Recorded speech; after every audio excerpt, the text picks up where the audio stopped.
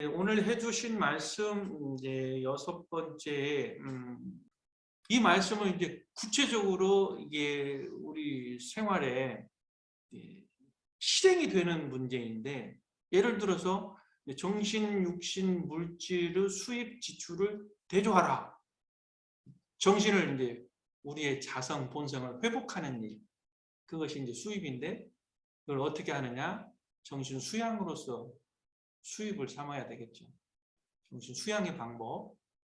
그러니까 선을 한다, 명상을 한다, 염불을 한다, 또는 이제 일반적으로 뭐 요가를 한다, 또는 산책을 해서 한다, 또는 조용한 음악을 들으면서 정신적인 힘을 기른다. 이 정신의 지출은 우리가 여러 가지 정신을 써서 많이 일하는 것이 이제 지출이잖아요. 이렇게 해서 정신, 육신, 물질의 수입 지출을 이제 대조를 하는데, 대조를 하다 보면은 어느 한쪽으로 많고 적은 것이 판명이 될 거 아니에요? 근데 중요한 것은 그 다음에 예축을 하라고 하셨어요. 미리 이렇게 충분히 갖춰 놓으라는 거죠. 정신도 육신도 물질도 예축을 해 놓는 것이 중요하다, 그런 말씀이죠.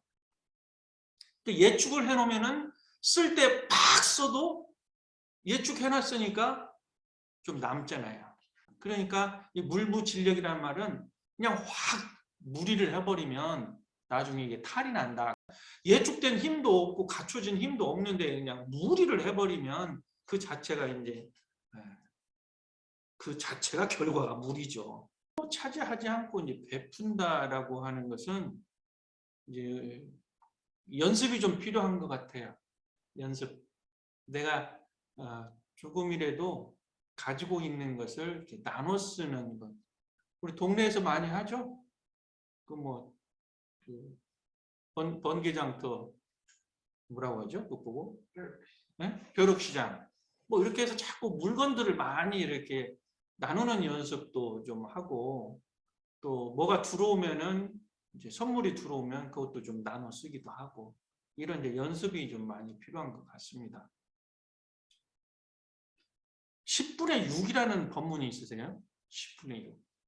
반보다 조금 더 많으면 10분의 6만 정도가 되면은 만족하라, 충족하라, 이제 그 말씀이 있는데, 거꾸로 생각하면 10분의 4는 뭘까요? 10분의 4, 나머지 10분의 4.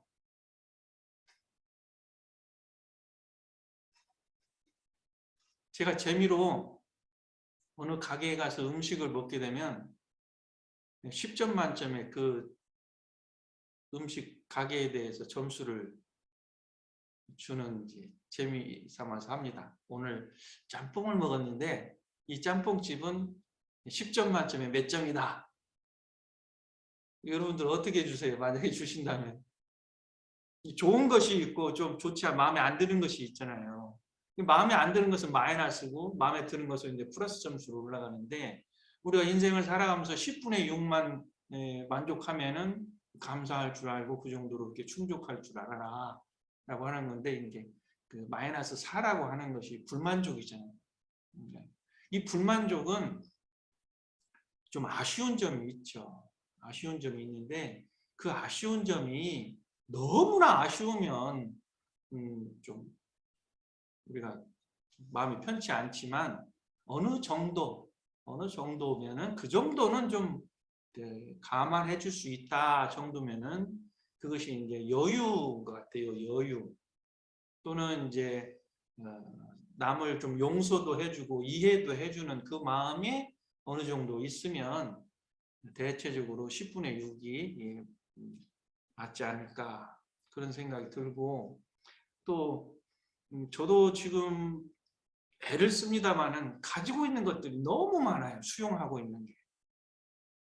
그래서 핑계 대기를 제가 지금 제가 그냥 집 살림을 다 끌고 지금 교단까지 왔기 때문에, 어떤 교무님은 다 가방 하나 들고 왔다 갔다 한다는데 나는 가방이 아니라 5톤 트럭을 들고 왔다 갔다 해야 될 정도다. 이건 내가 해도 너무했다 해서 지금 아주 고민이 커요. 이게 삶의 문제구나. 그래서 수용하는 것도 또 다른 사람에게 베푸는 것도 그 10분의 6이라고 하는 것을 우리는 수치적으로 한번 마음에 둘 필요가 있지 않겠는가 이런 생각이 들었습니다. 그 다음에 이제 전성전쇠를 먼저 말씀하셨지만 독권 독한과 전성전쇠는 좀 중도라는 길에서는 좀 비슷한 의미를 가지고 있습니다만 독권 독한은 일단은 자기가 가지고 있는 그 권한, 권리를 너무 남발하게 되면 나중에 한이 서리게 된다 그 말씀인데 이제 정치사에서도 호사님께서 말씀도 하셨지만 이제 일반적으로 우리가 오너라고 하는 좀 갑질하는 그런 경우에도 우리가 많이 사회에서 예시가 되고 있잖아요. 근데 그것이 이제 과거에는 권리가 있고 가진 자니까 그렇게 막 부리고 권리를 행사하고 때로는 폭력까지도 우리가 감수를 해야 되는 그런 때가 있었지만 지금은 그게 아니라는 거죠. 그러니까 일단은 모두가 평등하고 모두가 인권을 존중받아야 된다라고 하는 그런 의식이 많이 팽배해 있고 또 그렇게 밝은 시대가 되었기 때문에 혼자서 권력을 누리는 것은 지금으로서는 시대에 맞지 않는 방법이다. 그러니까 특히 가진 자에 해당되는 이 경계 사항인데 우리는 이제 리더십에 있어서도 서번트 리더십이라는 말씀이 있죠. 그거는 내가 다 그것을 쥐어 잡고 흔드는 것이 아니라 위임할 수 있는 그 정도예요. 그러니까 내가 할 수 있어도 저 사람에게 맡겨가지고 그 일을 해낼 수 있게끔 지켜봐주는, 기다려주는 그런 리더십이 서번트 리더십이라고 많이 이야기를 합니다. 이것은 이제 가정에서도 마찬가지죠. 부모가 다 해줄 수는 있죠. 얼마든지. 그러나 자녀가 스스로 할 수 있을 때까지 기다려주고 그걸 뒷받침해 주는 것도 부모로서는 또 서번트 리더십이라고 할 수 있고 또 부모가 그거를 다 권리를 다 휘둘리지 않는 그런 리더십이라고 볼 수도 있습니다. 해가 뜰 때도 있고 해가 질 때도 있다. 이건 이제 변화의 말씀이지만 전성전쇠는 그 뜻보다도 더 강조를 해야 될 때는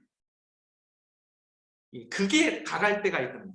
극에 달하면 반드시 꺼진다라고 하는 이치라는 거죠. 해가 뜰 때도 있고 해가 질 때도 있다. 비슷하게 설명이 되기도 합니다만은 이제 지금 우리나라 날씨, 겨울 날씨를 되게 사만사온이라는 말을 하는데 그게 많이 틀리지는 않는 것 같아요. 크게 며칠 이렇게 추우면은 다시 따뜻한 기운이 온다는 거잖아요.